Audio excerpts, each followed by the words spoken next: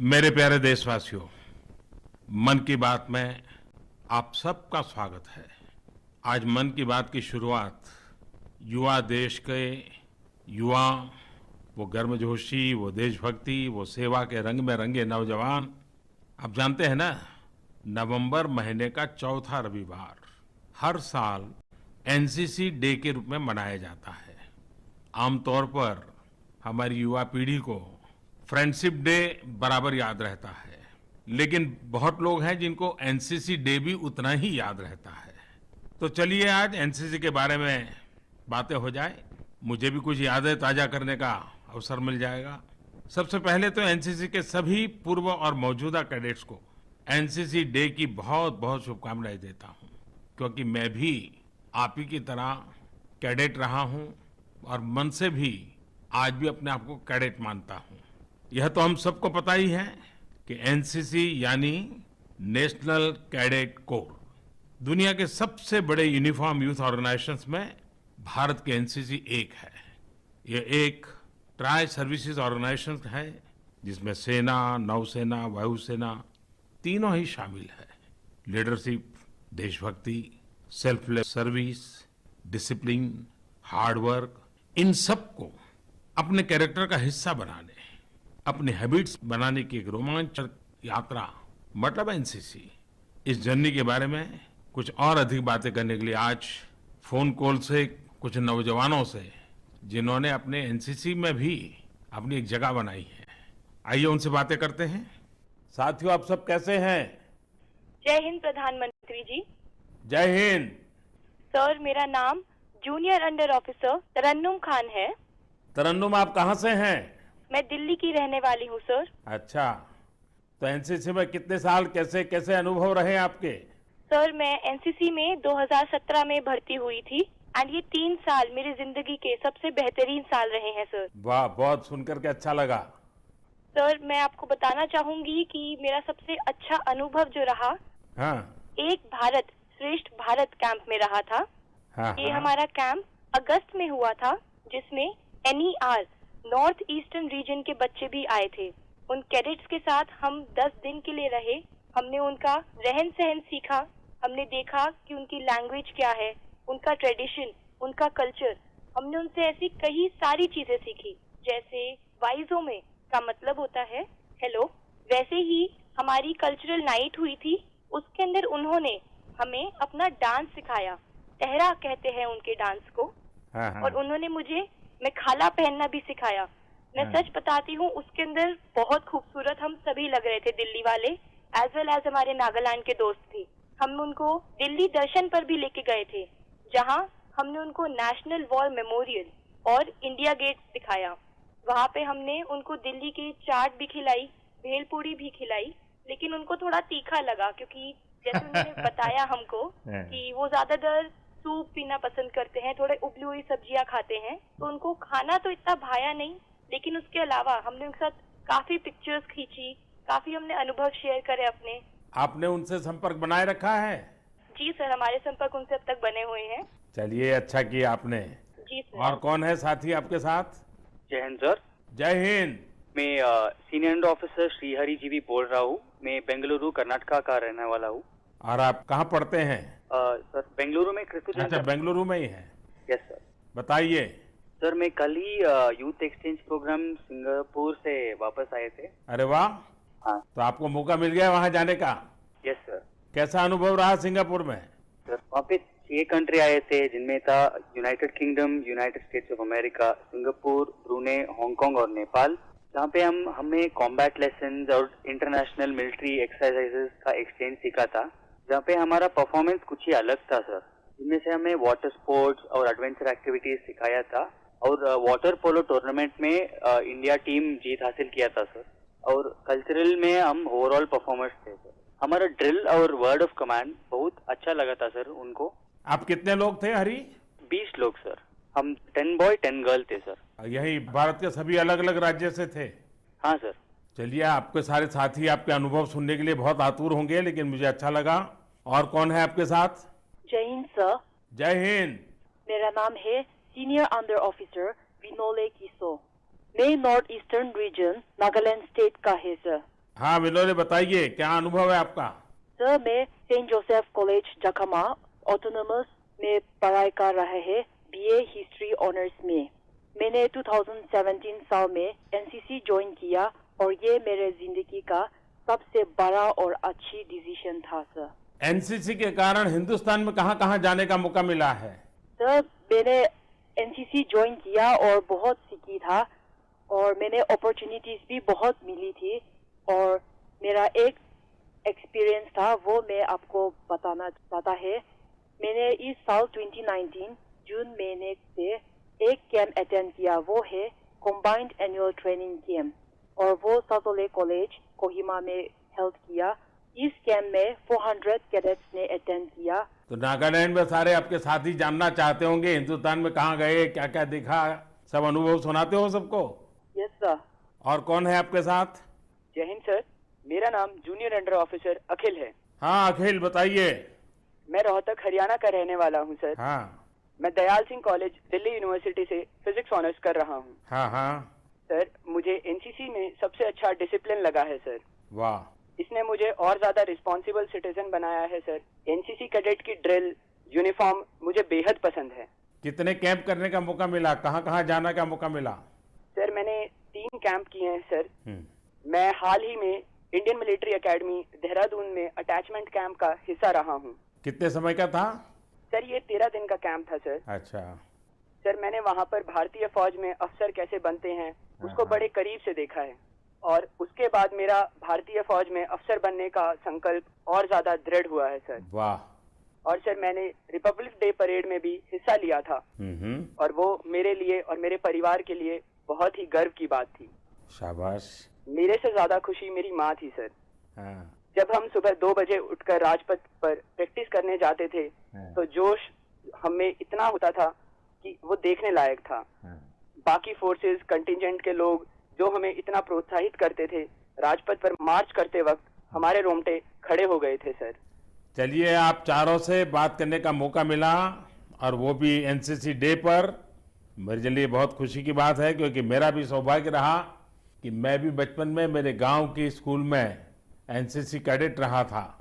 तो मुझे मालूम है कि ये डिसिप्लिन, ये यूनिफॉर्म, उसके कारण जो कॉन्फिडेंस लेवल बढ़ता है, ये सारी चीजें बचपन में मुझे एक एनसीसी कैडेट के रूप में अनुभव करने का मौका मिला था। प्रधानमंत्री जी, मेरा एक सवाल है। हाँ बताइए। कि आप भी एक एनसीसी का हिस्सा रहे हैं। कौन, विनोले बोल रही हो? Yes sir. हाँ विनोले, बताइए। क्या आपको कभी भी पनिशमेंट मिली थी? इसका मतलब कि आप लोगों को पनिशमेंट मिलती है? हाँ सर। जी नहीं, मुझे ऐसा कभी हुआ नहीं क्योंकि मैं बहुत ही एक प्रकार से डिसिप्लिन में मानने वाला था। लेकिन एक बार जरूर मिसअंडरस्टैंडिंग हुआ था। जब हम कैंप में थे तो मैं एक पेड़ पर चढ़ गया था। तो पहले तो ऐसा ही लगा कि मैंने कोई कानून तोड़ दिया है, लेकिन बाद में सबको ध्यान में आया कि वहाँ ये पतंग की डोर में एक पंखी फंस गया था। तो उसको बचाने के लिए मैं वहाँ चढ़ गया था। तो खैर, पहले तो लगता था कि मुझ पर कोई डिसिप्लिन एक्शन होंगे, लेकिन बाद में मेरी बड़ी वाहवाही हो गई। तो इस प्रकार से एक अलग ही अनुभव आया मुझे। ये जान के बहुत अच्छा लगा सर। Thank you. मैं तरन्नुम बात कर रही हूँ। हाँ तरन्नुम, बताइए। अगर आपकी आज्ञा हो तो मैं आपसे एक सवाल करना चाहूंगी जी सर। जी जी, बताइए।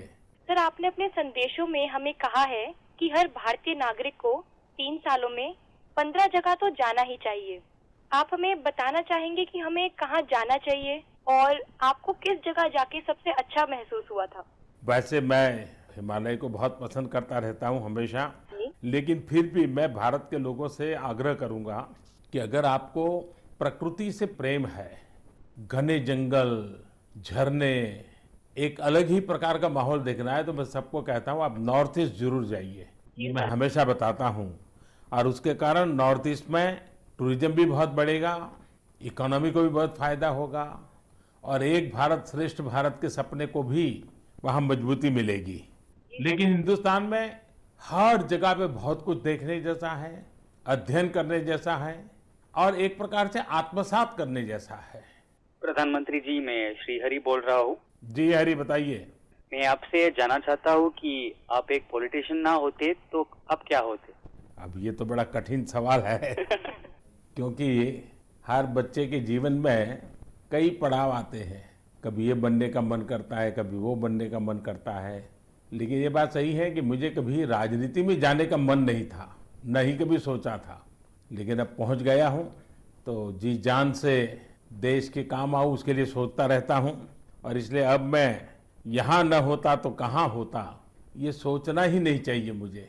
अब तो जी जान से जहाँ हूँ वहाँ जी भर करके जीना चाहिए, जी जान से जुटना चाहिए और जम करके देश के लिए काम करना चाहिए। न दिन देखनी है न रात देखनी है, बस यही एक मकसद से अपने आप को मैंने खपा दिया है। प्रधानमंत्री जी, आप दिन में इतने बिजी रहते हो, तो मेरी ये जिज्ञासा थी जानने की कि आपको टीवी देखने का, फिल्म देखने का या किताब पढ़ने का समय मिलता है? वैसे मेरी किताब पढ़ने की रुचि तो रहती थी, फिल्म देखने की कभी रुचि भी नहीं रही, उसमें समय का बंधन तो नहीं है और न ही उस प्रकार से टीवी देख पाता हूँ। बहुत कम, कभी कभी पहले डिस्कवरी चैनल देखा करता था जिज्ञासा के कारण, और किताबें पढ़ता था, लेकिन इन दिनों तो पढ़ नहीं पाता हूँ। और दूसरा, गूगल के कारण भी आदतें खराब हो गई हैं कि किसी रेफरेंस को देखना है तो तुरंत शॉर्टकट ढूंढ लेते हैं। तो कुछ आदतें जो सबकी बिगड़ी है, मेरी भी बिगड़ी है। चलिए दोस्तों, मुझे बहुत अच्छा लगा आप सबसे बात करने के लिए, और मैं आपके माध्यम से एनसीसी के सभी कैडेट्स को बहुत बहुत शुभकामनाएं देता हूं। बहुत बहुत धन्यवाद दोस्तों। Thank you. बहुत धन्यवाद थैंक प्रधानमंत्री यू। जी। जय हिंद सर। जय हिंद। जय हिंद सर। जय हिंद। जय हिंद। मेरे प्यारे देशवासियों, हम सभी देशवासियों को ये कभी भी नहीं भूलना चाहिए कि 7 दिसंबर को आर्म फोर्सेस फ्लैग डे मनाया जाता है। ये वो दिन है जब हम अपने वीर सैनिकों को, उनके पराक्रम को, उनके बलिदान को याद तो करते ही हैं, लेकिन योगदान भी करते हैं। सिर्फ सम्मान का भाव इतने से बात चलती नहीं है, सहभाग भी जरूरी होता है। और 7 दिसंबर को हर नागरिक को आगे आना चाहिए। हर एक के पास उस दिन आर्म फोर्सेस का फ्लैग होना ही चाहिए और हर किसी का योगदान भी होना चाहिए। आइए इस अवसर पर हम अपनी आर्म फोर्सेस के अदम्य साहस, शौर्य और समर्पण भाव के प्रति कृतज्ञता व्यक्त करें और वीर सैनिकों का स्मरण करें। मेरे प्यारे देशवासियों, भारत में फिट इंडिया मूवमेंट से अब तो आप परिचित हो ही गए होंगे। सीबीएसई ने एक सराहनीय पहल की है, फिट इंडिया सप्ताह की। स्कूल्स फिट इंडिया सप्ताह दिसंबर महीने में कभी भी मना सकते हैं। इसमें फिटनेस को लेकर कई प्रकार के आयोजन किए जाने हैं। इसमें क्विज, निबंध, लेख, चित्रकारी, पारंपरिक और स्थानीय खेल, योगासन, डांस एवं खेलकूद प्रतियोगिताएं शामिल हैं। फिट इंडिया सप्ताह में विद्यार्थियों के साथ साथ उनके शिक्षक और माता पिता भी भाग ले सकते हैं। लेकिन ये मत भूलना कि फिट इंडिया मतलब सिर्फ दिमागी कसरत, कागजी कसरत या लैपटॉप या कंप्यूटर पर या मोबाइल फोन पर फिटनेस की ऐप देखते रहना, जी नहीं। पसीना बहाना है, खाने की आदतें बदलनी है, अधिकतम फोकस एक्टिविटी करने की आदत बनानी है। मैं देश के सभी राज्यों के स्कूल बोर्ड एवं स्कूल प्रबंधन से अपील करता हूं कि हर स्कूल में दिसंबर महीने में फिट इंडिया सप्ताह मनाया जाए। इससे फिटनेस की आदत हम सभी की दिनचर्या में शामिल होगी। फिट इंडिया मूवमेंट में फिटनेस को लेकर स्कूलों की रैंकिंग की व्यवस्था भी की गई है। इस रैंकिंग को हासिल करने वाले सभी स्कूल फिट इंडिया लोगो और फ्लैग का इस्तेमाल भी कर पाएंगे। फिट इंडिया पोर्टल पर जाकर स्कूल स्वयं को फिट घोषित कर सकते हैं। फिट इंडिया 3 स्टार और फिट इंडिया 5 स्टार रेटिंग्स भी दी जाएगी। मैं अनुरोध करता हूं कि सभी स्कूल फिट इंडिया रैंकिंग में शामिल हो और फिट इंडिया ये सहज स्वभाव बने, एक जन आंदोलन बने, जागरूकता आए, इसके लिए प्रयास करना चाहिए। मेरे प्यारे देशवासियों, हमारा देश इतना विशाल है, इतना विविधताओं से भरा हुआ है, इतना पुरातन है कि बहुत सी बातें हमारे ध्यान में ही नहीं आती हैं और स्वाभाविक भी है। वैसी एक बात मैं आपके शेयर करना चाहता हूं। कुछ दिन पहले माई गॉव पर एक कमेंट पर मेरी नजर पड़ी। ये कमेंट असम के नौगांव के श्रीमान रमेश शर्मा जी ने लिखा था। उन्होंने लिखा, ब्रह्मपुत्र नदी पर एक उत्सव चल रहा है जिसका नाम है ब्रह्मपुत्र पुष्कर। 4 नवंबर से 16 नवंबर तक ये उत्सव था और इस ब्रह्मपुत्र पुष्कर में शामिल होने के लिए देश के भिन्न भिन्न भागों से कई लोग वहां पर शामिल हुए। ये सुनकर के आपको भी आश्चर्य हुआ ना? हाँ, यही तो बात है। ये ऐसा महत्वपूर्ण उत्सव है और हमारे पूर्वजों ने इसकी ऐसी रचना की है कि जब पूरी बात सुनोगे तो आपको भी आश्चर्य होगा। लेकिन दुर्भाग्य से इसका जितना व्यापक प्रचार होना चाहिए, जितनी देश के कोने कोने में जानकारियां होनी चाहिए, उतनी मात्रा में नहीं होती है। और ये भी बात सही है कि इस पूरा आयोजन एक प्रकार से एक देश, एक संदेश और हम सब एक है, उस भाव को भरने वाला है, ताकत देने वाला है। सबसे पहले तो रमेश जी, आपका बहुत बहुत धन्यवाद कि आपने मन की बात के माध्यम से देशवासियों के बीच यह बात शेयर करने का निश्चय किया। आपने पीड़ा भी व्यक्त की है कि इतने महत्वपूर्ण बात की कोई व्यापक चर्चा नहीं होती है, प्रचार नहीं होता है। आपकी पीड़ा मैं समझ सकता हूँ। देश में ज्यादा लोग इस विषय में नहीं जानते हैं। हाँ, अगर शायद किसी ने इसको इंटरनेशनल रिवर फेस्टिवल कह दिया होता, कुछ बड़े शानदार शब्दों का उपयोग किया होता, तो शायद हमारे देश में कुछ लोग हैं जो जरूर उस पर कुछ न कुछ चर्चाएं करते और प्रचार भी हो जाता। मेरे प्यारे देशवासियों, पुष्करम, पुष्करालू, पुष्करा, क्या आपने कभी ये शब्द सुने? क्या आप जानते हैं? आपको पता है ये क्या है? मैं बताता हूँ। यह देश की 12 अलग अलग नदियों पर जो उत्सव आयोजित होते हैं उसके भिन्न भिन्न नाम है। हर वर्ष एक नदी पर, यानी उस नदी का नंबर फिर 12 वर्ष के बाद लगता है और यह उत्सव देश के अलग अलग कोने की 12 नदियों पर होता है, बारी बारी से होता है और 12 दिन चलता है। कुंभ की तरह ही यह उत्सव भी राष्ट्रीय एकता को बढ़ावा देता है और एक भारत श्रेष्ठ भारत के दर्शन कराता है। पुष्करम यह ऐसा उत्सव है जिसमें नदी का महात्म्य, नदी का गौरव, जीवन में नदी की महत्ता इस सहज रूप से उजागर होती है। हमारे पूर्वजों ने प्रकृति को, पर्यावरण को, जल को, जमीन को, जंगल को बहुत अहमियत दी। उन्होंने नदियों के महत्व को समझा और समाज को नदियों के प्रति सकारात्मक भाव कैसा पैदा हो, एक संस्कार कैसे बने, नदी के साथ संस्कृति की धारा, नदी के साथ संस्कार की धारा, नदी के साथ समाज को जोड़ने का प्रयास, ये निरंतर चलता रहा। और मजेदार बात यह है कि समाज नदियों से भी जुड़ा और आपस में भी जुड़ा। पिछले साल तमिलनाडु के तामीर बरनी नदी पर पुष्करम हुआ था। इस वर्ष यह ब्रह्मपुत्र नदी पर आयोजित हुआ और आने वाले साल तुंगभद्रा नदी आंध्र प्रदेश, तेलंगाना और कर्नाटक में आयोजित होगा। एक तरह से आप इन 12 स्थानों की यात्रा एक टूरिस्ट सर्किट के रूप में भी कर सकते हैं। यहाँ मैं असम के लोगों की गर्मजोशी और उनके आतिथ्य की सराहना करना चाहता हूँ, जिन्होंने पूरे देश से आए तीर्थयात्रियों का बहुत सुंदर सत्कार किया। आयोजकों ने स्वच्छता का भी पूरा ख्याल रखा, प्लास्टिक फ्री जोन सुनिश्चित किए, जगह जगह बायो टॉयलेट्स की भी व्यवस्था की।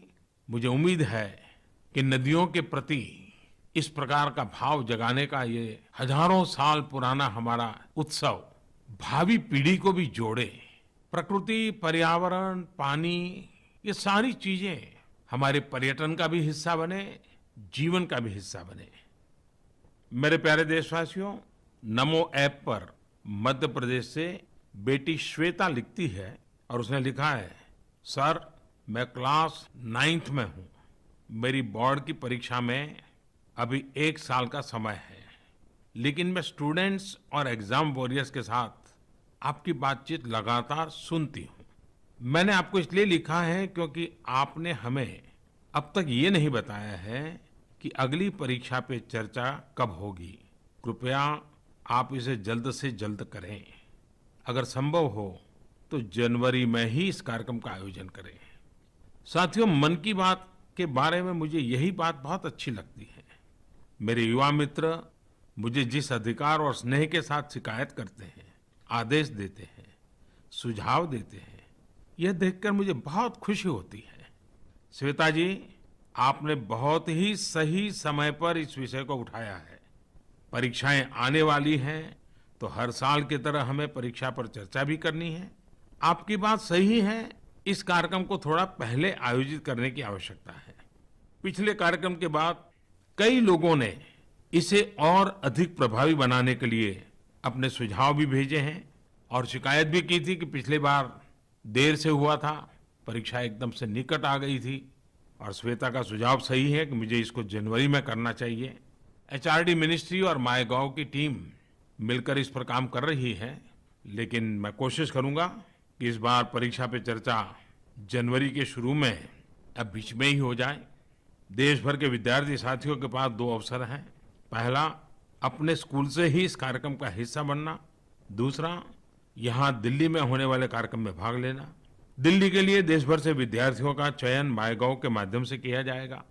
साथियों, हम सबको मिलकर परीक्षा के भय को भगाना है। मेरे युवा साथी परीक्षाओं के समय हंसते खिलखिलाते दिखे, पेरेंट्स तनाव मुक्त हो, टीचर्स आश्वस्त हो, इसी उद्देश्य को लेकर पिछले कई सालों से हम मन की बात के माध्यम से, परीक्षा पर चर्चा, टाउन हॉल के माध्यम से या फिर एग्जाम वॉरियर बुक के माध्यम से लगातार प्रयास कर रहे हैं। इस मिशन को देश भर के विद्यार्थियों ने, पेरेंट्स ने और टीचर्स ने गति दी। इसके लिए मैं इन सब का आभारी हूँ। और आने वाले परीक्षा पे चर्चा का कार्यक्रम हम सब मिलकर के मनाएं। आप सबको निमंत्रण है। साथियों, पिछले मन की बात में हमने 2010 में अयोध्या मामले में आए इलाहाबाद हाईकोर्ट के जजमेंट के बारे में चर्चा की थी और मैंने कहा था कि देश ने तब किस तरह से शांति और भाईचारा बनाए रखा था, निर्णय आने के पहले भी और निर्णय आने के बाद भी। इस बार भी जब 9 नवंबर को सुप्रीम कोर्ट का जजमेंट आया तो 130 करोड़ भारतीयों ने फिर से ये साबित कर दिया कि उनके लिए देश हित से बढ़कर कुछ नहीं है। देश में शांति, एकता और सद्भावना के मूल्य सर्वोपरि है। राम मंदिर पर जब फैसला आया तो पूरे देश ने उसे दिल खोलकर गले लगाया, पूरी सहजता और शांति के साथ स्वीकार किया। आज मन की बात के माध्यम से मैं देशवासियों को साधुवाद देता हूं, धन्यवाद देना चाहता हूं। उन्होंने जिस प्रकार के धैर्य, संयम और परिपक्वता का परिचय दिया है, मैं उसके लिए विशेष आभार प्रकट करना चाहता हूं। एक और जहां लंबे समय के बाद कानूनी लड़ाई समाप्त हुई है, वहीं दूसरी ओर न्यायपालिका के प्रति देश का सम्मान और बढ़ा है। सही मायने में ये फैसला हमारी न्यायपालिका के लिए भी मील का पत्थर साबित हुआ है। सुप्रीम कोर्ट के इस ऐतिहासिक फैसले के बाद अब देश नई उम्मीदों और नई आकांक्षाओं के साथ नए रास्ते पर नए इरादे लेकर चल पड़ा है। न्यू इंडिया इसी भावना को अपनाकर शांति, एकता और सद्भावना के साथ आगे बढ़े, यही मेरी कामना है, हम सबकी कामना है। मेरे प्यारे देशवासियों, हमारी सभ्यता, संस्कृति और भाषाएं पूरे विश्व को विविधता में एकता का संदेश देती है। 130 करोड़ भारतीयों का यह वो देश है जहां कहा जाता था कि कोस कोस पर पानी बदले और 4 कोस पर वाणी। हमारी भारत भूमि पर सैकड़ों भाषाएं सदियों से पुष्पित, पल्लवित होती रही है। हालांकि हमें इस बात की भी चिंता होती है कि कई भाषाएं और बोलियां खत्म तो नहीं हो जाएगी। पिछले दिनों मुझे उत्तराखंड के धारचूला की कहानी पढ़ने को मिली, मुझे काफी संतोष मिला। इस कहानी से पता चलता है कि किस प्रकार लोग अपनी भाषाओं उसे बढ़ावा देने के लिए आगे आ रहे हैं, कुछ इनोवेटिव कर रहे हैं। और धारचूला की खबर मेरा ध्यान भी इसलिए गया कि किसी समय मैं धारचूला में आते जाते रुका करता था। उस पार नेपाल, इस पार काली गंगा, तो स्वाभाविक धारचूला सुनते ही इस खबर पर मेरा ध्यान गया। पिथौरागढ़ के धारचूला में रंग समुदाय के काफी लोग रहते हैं। इनकी आपसी बोलचाल की भाषा रंगलो है। ये लोग इस बात को सोचकर अत्यंत दुखी हो जाते थे कि इनकी भाषा बोलने वाले लगातार कम होते जा रहे हैं। फिर क्या था, एक दिन इन सब ने अपनी भाषा को बचाने का संकल्प ले लिया। देखते ही देखते इस मिशन में रंग समुदाय के लोग जुटते चले गए। आप हैरान हो जाएंगे, इस समुदाय के लोगों की संख्या गिनती भर की है। मोटा मोटा अंदाज कर सकते हैं शायद 10,000 हो, लेकिन रंग भाषा को बचाने के लिए हर कोई जुट गया। चाहे 84 साल के बुजुर्ग दीवान सिंह हो या 22 वर्ष की युवा वैशाली गर्ब्याल प्रोफेसर हो या व्यापारी, हर कोई हर संभव कोशिश में लग गया। इस मिशन में सोशल मीडिया का भी भरपूर उपयोग किया गया। कई व्हाट्सएप ग्रुप बनाए गए, सैकड़ों लोगों को उस पर भी जोड़ा गया। इस भाषा की कोई लिपि नहीं है, सिर्फ बोलचाल में ही एक प्रकार से इसका चलन है। ऐसे में लोग कहानियां, कविताएं और गाने पोस्ट करने लगे, एक दूसरे की भाषा ठीक करने लगे। एक प्रकार से व्हाट्सएप ही क्लासरूम बन गया, जहां हर कोई शिक्षक भी है और विद्यार्थी भी है। रंगलो भाषा को संरक्षित करने का इस प्रयास में तरह तरह के कार्यक्रमों का आयोजन किया जा रहा है, पत्रिका निकाली जा रही है और इसमें सामाजिक संस्थाओं की भी मदद मिल रही है। साथियों, खास बात यह भी है कि संयुक्त राष्ट्र ने 2019 यानी इस वर्ष को international year of indigenous languages घोषित किया है। यानी उन भाषाओं को संरक्षित करने पर जोर दिया जा रहा है जो विलुप्त होने के कगार पर है। 150 साल पहले आधुनिक हिंदी के जनक भारतेंदु हरिश्चंद्र जी ने भी कहा था, निज भाषा उन्नति है सब उन्नति को मूल, बिन निज भाषा ज्ञान के मिटत नहीं को सूल। अर्थात मातृभाषा के ज्ञान के बिना उन्नति संभव नहीं है। ऐसे में रंग समुदाय की ये पहल पूरी दुनिया को एक राह दिखाने वाली है। यदि आप भी इस कहानी से प्रेरित हुए हैं तो आज से ही अपनी मातृभाषा या बोली का खुद उपयोग करें, परिवार को, समाज को प्रेरित करें। 19वीं शताब्दी के आखिरी काल में महाकवि सुब्रमण्य भारती जी ने कहा था और तमिल में कहा था, वो भी हम लोगों के लिए बहुत ही प्रेरक है। सुब्रमण्य भारती जी ने तमिल भाषा में कहा था, मुप्पदु कोडी मुगमुड्डैयाळ उयिर मोइम्बूर ओंडुडैयाळ इवल सेप्पु मोड़ी पगिनेटू डैयाळ एनीर सिंदैनी ओंडेड़ याळ। और उस समय ये 19वीं शताब्दी के आखिरी उत्तरार्ध की बात है और उन्होंने कहा, भारत माता के 30 करोड़ चेहरे हैं लेकिन शरीर एक है। यह 18 भाषाएं बोलती हैं लेकिन सोच एक है। मेरे प्यारे देशवासियों, कभी कभी जीवन में छोटी छोटी चीजें भी हमें बहुत बड़ा संदेश दे जाती हैं। अब देखिए ना, मीडिया में ही स्कूबा डाइवर्स की एक स्टोरी पढ़ रहा था। एक ऐसी कहानी है जो हर भारतवासी को प्रेरित करने वाली है। विशाखापट्टनम में गोताखोरी का प्रशिक्षण देने वाले स्कूबा डाइवर्स एक दिन मंगामारीपेटा बीच पर समुद्र से लौट रहे थे तो समुद्र में तैरती हुई कुछ प्लास्टिक की बोतलों और पाउच से टकरा रहे थे। इसे साफ करते हुए उन्हें मामला बड़ा गंभीर लगा। हमारा समुद्र किस प्रकार से कचरे से भर दिया जा रहा है। पिछले कई दिनों से ये गोताखोर समुद्र में तट के करीब 100 मीटर दूर जाते हैं, गहरे पानी में गोता लगाते हैं और फिर वहां मौजूद कचरे को बाहर निकालते हैं। और मुझे बताया गया है कि 13 दिनों में ही यानी 2 सप्ताह के भीतर भीतर करीब करीब 4000 किलो से अधिक प्लास्टिक वेस्ट उन्होंने समंदर से निकाला है। इन स्कूबा डाइवर्स की एक छोटी सी शुरुआत एक बड़े अभियान का रूप लेती जा रही है। इन्हें अब स्थानीय लोगों की भी मदद मिलने लगी है। आसपास के मछुआरे भी उन्हें हर प्रकार की सहायता करने लगे हैं। जरा सोचिए, इस स्कूबा डाइवर से प्रेरणा लेकर अगर हम भी सिर्फ अपने आसपास के इलाके को प्लास्टिक के कचरे से मुक्त करने का संकल्प कर लें, तो फिर प्लास्टिक मुक्त भारत पूरी दुनिया के लिए एक नई मिसाल पेश कर सकता है। मेरे प्यारे देशवासियों, 2 दिन बाद 26 नवंबर है। यह दिन पूरे देश के लिए बहुत खास है। हमारे गणतंत्र के लिए विशेष रूप से महत्वपूर्ण है, क्योंकि इस दिन को हम संविधान दिवस के रूप में मनाते हैं। और इस बार का संविधान दिवस अपने आप में विशेष है, क्योंकि इस बार संविधान को अपनाने के 70 वर्ष पूरे हो रहे हैं।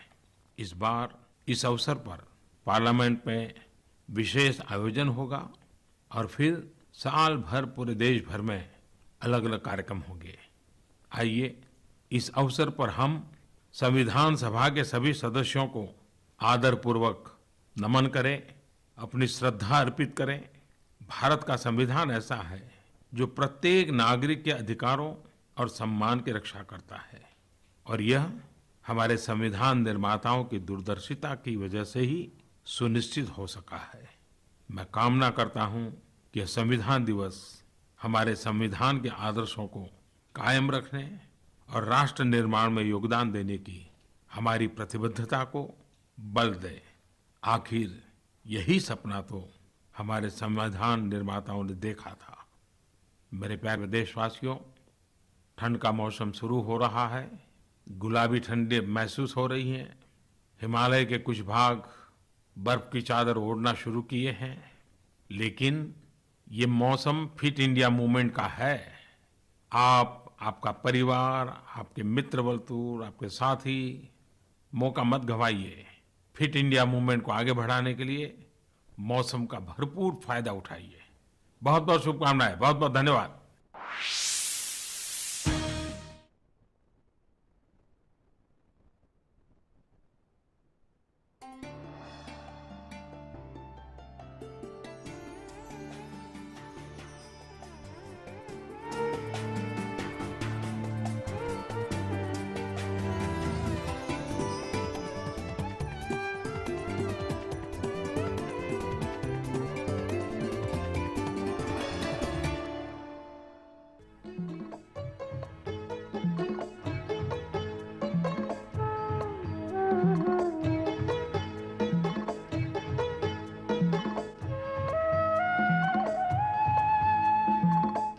नैया के खिवैया माझी